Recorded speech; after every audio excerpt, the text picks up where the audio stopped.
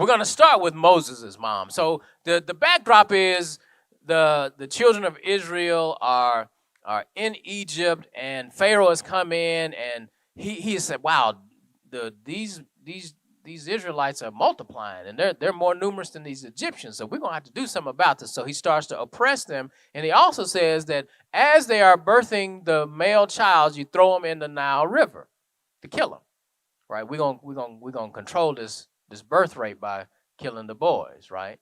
Okay. So that's the edict of the Pharaoh. So that's just like the government has come down and they said this is the law and everybody must abide by this law. Well, Moses' mom gives birth to Moses, and sees that there's something different about him. He's special. So she doesn't turn him over to be killed. She hides him. Now, for those of you who are moms, can you imagine trying to hide your child for 3 months? Come on now. Baby crying, making a mess. You trying to hide because you don't want him to be killed, right? And so she says there's something about him. I need to protect him because God is going to use him in a mighty way. She don't know what it looks like, but she has faith in God that if she protects him, that God will protect him as well.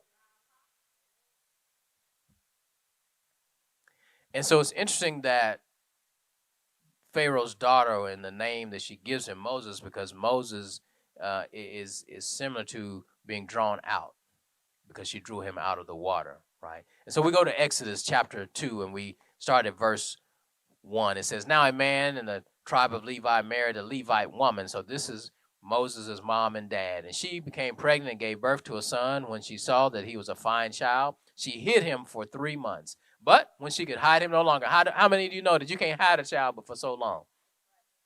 Come on now, right? It's just like trying to be pregnant and hide. You can only hide that for so long, right? Okay, all right. Here we go. "But when she could hide him no longer, she got a papyrus basket for him and coated it with tar and pitch, that to make it waterproof, right? Then she placed the child in it and put it among the reeds along the bank of the Nile River. His sister stood at a distance." So this is his older sister, right? Because she stood. He's a baby. He can't stand. So his sister, who we know as Miriam, stood at a distance to see what would happen to him. Now think about this, y'all. So Marvio, you fish. You know that when you along the bank of the water, you got to be watching out for the snakes, right? Come on, okay. So that's why she got to watch, right? And in the Nile, there's crocodiles, right? So she got to watch to make sure that he don't get eaten up by the animals. Okay, so she's watching. But then Pharaoh's daughter went down to the Nile to bathe. Now, so she's got some people watching for her too, because she can't be in the water and something comes snatch her up out of the water. So she got people around her too, right? So, but she's going down to bathe. Her attendants, were walking along the riverbank, and she saw the basket among the reeds, and she sent her female slave to get it. She opened it up and saw it was a baby. Now, come on now. Y'all going down to take a bath. You go down here I don't know if they bathed every day or every week or whatever, but the day is bath day, right? So we're going down to take a bath. We see a basket. Oh, somebody lost a basket. You open up the basket, and in the basket is a baby. That's not an everyday occurrence, am I right? Okay, all right, just checking. And so she opened up, and he was crying. So that's why she couldn't hide him no longer, because he started crying, right? She hid him for 3 months, but she couldn't hide him no longer because now it says he was crying. You can't hide no crying baby. Come on now. Somebody's going to hear this baby. "Oh, I didn't know you had a baby. Why am I hearing this crying from a baby? That's a male baby. That baby ain't supposed to be even living, let alone crying." So she knew she couldn't hide him any longer. Put him in the basket. And so Pharaoh's daughter felt sorry for him. She said, "This is one of the Hebrew babies." So she knew he was supposed to be dead too, right? Because her father, come on, this is Pharaoh's daughter. Pharaoh put the edict out, kill all the male babies. And she said, "Oh, this is a Hebrew baby." So watch this now.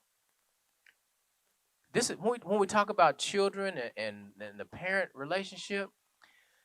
How many of you know that sometimes you can find favor with your parents, even though they told you not to do something? You can put on the right face, and you can get them to change their mind, right? So she must have said something to Pharaoh, because not only did she find this baby that he was a Hebrew boy, eventually she's gonna take him back to the. Okay, not immediately though, right? So it says, then his sister asked Pharaoh's daughter, "Hey, Shall I get one of the Hebrew women to nurse the baby for you? Because she's not. She hadn't been pregnant. She's not. She's not nursing, right? She won't be able to take care of the child. So she says, "Yes, go." So, of course, why would I take him back to his mama, right? So the girl went and got the baby's mother, and Pharaoh's daughter said, "Hey, take care of this baby, nurse him for me, and I will pay you." Now, come on now. Come on in the house with me, as Jim would say. You have a baby.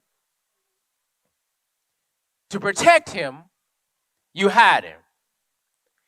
Then to protect him further, you put him in a basket. You tell your daughter, watch out, make sure nothing happens to him. Come back around, they bring the baby back to you and gonna pay you to take care of your own baby. Watch God. But it says when the child grew older and she took him to Pharaoh's daughter and he became her son, she gave him the name Moses because she says, I drew him out of the water. Because of the faith of Moses' mom, right?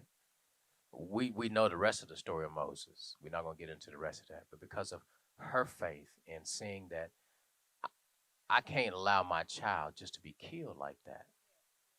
So I'm going to hide him in the house. Then I'm going to hide him in the basket, right? Then he's going to come. Then she didn't know he was going to come back to her, right? She just wanted him to be safe. Where's the best place to be safe? With your mama, right?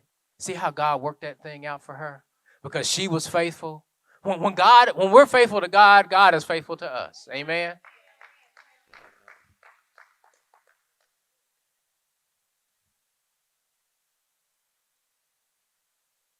And it's interesting that we really don't hear about Moses' mom anymore after that, right? She did her job. She did what she was supposed to do, and that's it. It would have been nice for Moses to have come back and said, Mom, thank you. Thank you for hiding me in the house. Thank you for hiding me in the basket. Children, thank your moms. Our moms do so much. Some things that we don't even know about. Some things they just won't tell us that they've done or are doing for us. But just say, thank you, Mama. And she said, for what? All of it. Just say all of it. Amen? All of it. Because you don't know what all of it is. Just say it for all of it.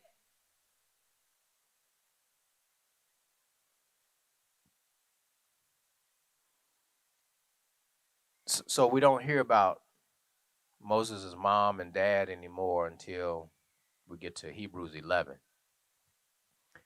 And Hebrews 11 is called like the Hall of Faith, when it talks about all these people, through Bible history that had great faith. And in Hebrews 11:23, it says, by faith, Moses' parents hid him. Now, you can't, if the mama is hiding the baby, that means the daddy's hiding the baby too, right? She can't hide him from the daddy. Come on.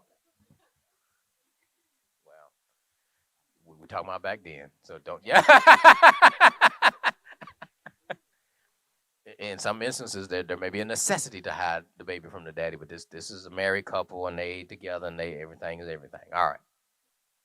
It says because Moses' parents hid him for 3 months after he was born because they saw he was no ordinary child, and they were not afraid of the king's edict. See, sometimes you have to put your faith above your fear. So sometimes you have to say, I know that the government is saying to do this, but I'm not going to do that because that's not right. And regardless of what the consequences, regardless of of what's going to happen to me, I'm not going to do that because that does not honor God.